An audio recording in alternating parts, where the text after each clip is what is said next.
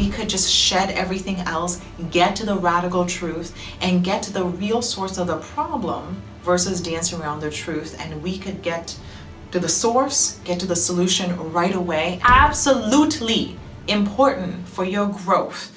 Hey everyone, welcome to another episode of Unlocking Lily. So I believe that this world would be a better place if we all just embrace who we truly are. Evan is currently an investor in my business and is mentoring me to help me grow my coaching and speaking practice. And it's an absolute honor to invite all of you guys to join me on my startup journey. So I just celebrated my first year anniversary as an entrepreneur, and I feel really proud in a lot of things I've accomplished as a coach. I have coached hundreds of people from around the world.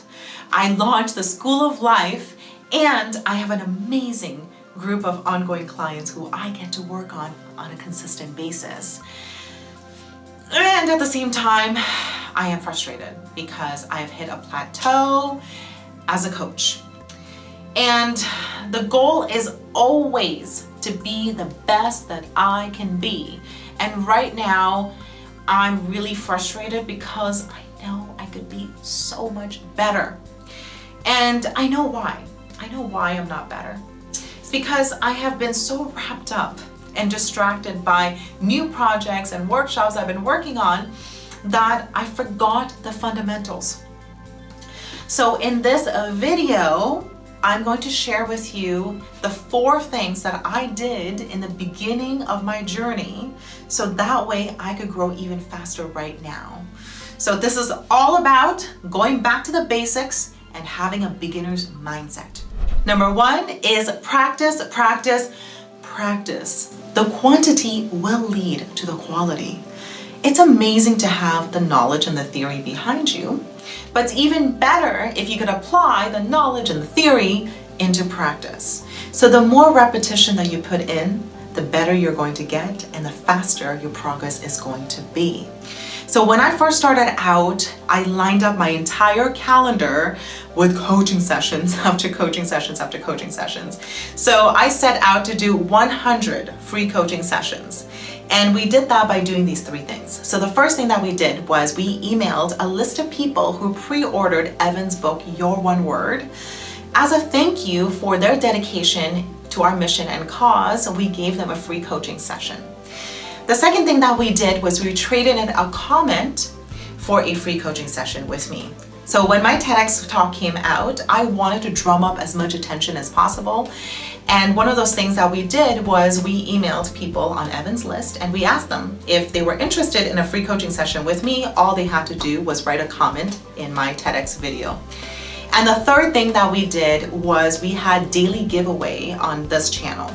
So the most belief-worthy comment, what does that mean?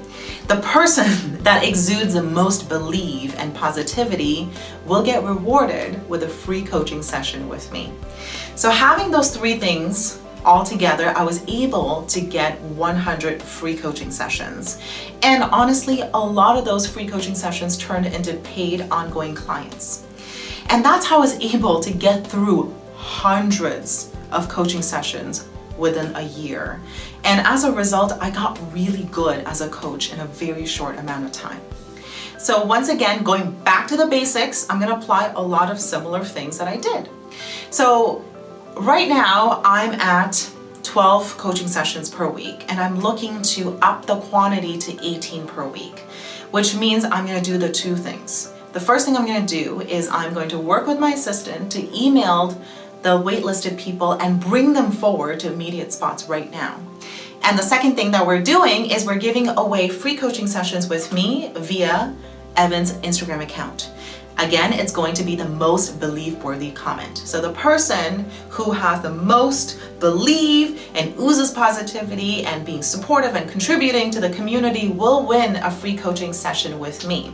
So if you are interested in winning a free coaching session with me, head over to Evan's Instagram account, and in any of his posts, just write the best comment that you could possibly write, and who knows, maybe you will win a free coaching session with me. So having those 2 things in place, I firmly believe that I will be able to get the practice again and the repetition again to get really, really good and get even better than I am right now. Number 2 is self-assessment. You're not always going to have someone giving you feedback, especially when you're an entrepreneur, because a lot of the times you're working alone. So it's important for you to self-assess and get really honest with yourself and give yourself feedback in areas that you need improvement. So after every single coaching session, what I do is I have a little notebook beside me and I write down everything that I can improve on. And from there, I'll do additional research and brainstorm different ideas to make it better. So one of the things that I was working on that I was frustrated about was the beginning exercise of my coaching sessions. So I do an exercise to set the intention for every single session. And that intention is to be radically honest, both coming from me and from the client. And the reason why it's important is because I want to get people results quickly, because they only have 45 minutes with me and I want to make sure I get them as far as I can. And I cannot do that if people are dancing around the truth. I need to get to the truth right away. And honestly, it's not because people don't want to be honest with me, and it's not because people are lying to me. A lot of that comes from them being afraid of judgment of me. You know, they're afraid that if they say something to me, I might judge them for it. So I have done a bunch of different exercises before. I have done a dancing exercise, I have done a singing exercise, and most recently I've been doing a meditation exercise, which has been good. It relaxes the people, it kind of brings them in focus and they're present, but I'm still not seeing the truth right away. It still takes me about half an hour to get to the truth. And honestly, we don't have half an hour to get to the truth. We need to get solutions right away. So I decided to swap out the meditation exercise for something that was radically different and high risk, but also high reward. So that exercise is going to be a confession exercise. So at the beginning of each session, we are going to share, myself included, we are going to share that one thing that we've been keeping really close to our heart and we have a problem sharing because of the judgment of others. And this is where it becomes high risk, because I have to be the one to go first. And I need to share something that I feel really vulnerable towards and I'm afraid of judgment of others. And it's high risk because it could potentially change the way the person sees me. But it's also high reward, because if we're able to see each other eye to eye and be really honest with each other, and the participant is also being honest with me, then we could just shed everything else, get to the radical truth, and get to the real source of the problem versus dancing around the truth. And we could get to the source, get to the solution right away, and I can move them a lot faster than I've been able to do so. So I started that experiment last week and it went pretty well, I have to say. It went pretty well, but I still have a lot more testing to do. And again, it's super risky from my part because it takes so much vulnerability for me to sit in a place and share that side of me. But if I want other people to share, then I gotta start myself. And that's a thing. It might be very risky, but the thing is that you don't grow if you play it safe. So it's really important for you to be able to self-assess yourself, to see the areas in which you're playing small and take bigger risks, because that's how we have massive growth in our business and life. Number 3, get feedback. It's always great to get another perspective on your work, especially if it's from someone who you respect, who has more experience than you, and who you trust to be honest with you. It's great to be validated that you're doing an amazing job, but if you want to grow, you need someone who's going to be 100% honest and give you constructive criticism. And that person for me is Evan. So every single Monday, we will sit down for 15 minutes where we'll break down one of my coaching calls. And that's where he is very honest with me and gives me feedback on everything that I need to improve on. And I love it because I know if I applied those feedback, I could get better really, really quickly. And the reason why it's important to get feedback like that is for two reasons. The first thing is that no matter how much self-awareness you have, you're still going to have some blind spots. And it's impossible for you to work on things that you just simply cannot see. So having that person seeing the things that you can't see, you could find ways to actually get better in those areas. And the second part is you're not always going to have the answers, and that's okay. So having someone who, again, has been through the process before, who has more experience than you, could help you get some of those answers that you're looking for and help you get unstuck. So having someone that will give you feedback, sometimes it takes a lot of humility to take feedback, especially if you're sensitive about your work, but it's absolutely important for your growth. Number 4, model the masters.